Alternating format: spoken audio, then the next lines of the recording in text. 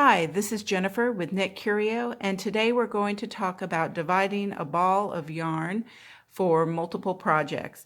This is helpful when you are working items in pairs like socks or gloves or even toys, and you want to make sure that you have enough yarn to complete both projects or multiple projects and have the same amount of yarn.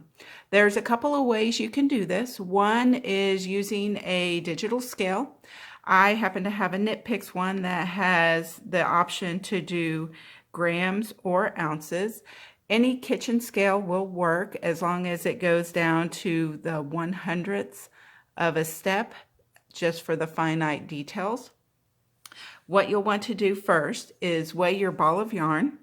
This is 76.76 ounces.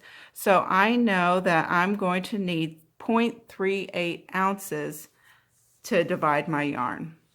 What you can do is take your yarn out until it gets to 0.3 ounces, 0.38 ounces on the scale. I'm pretty close.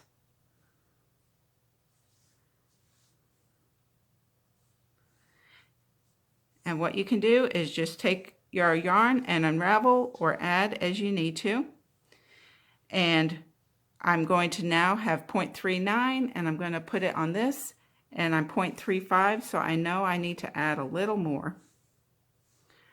0.37, 0.37.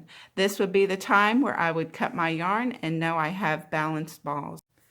If you don't have a kitchen scale, there's another way to do this manually. It is a little tedious because if you have a lot of yarn, it may be time consuming, but it is a way to divide your yarn without any utensils other than just your, with your yarn and a good pair of scissors.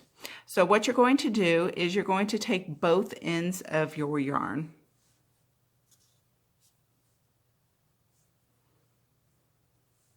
And then you're just going to draw them together until you get to the very center.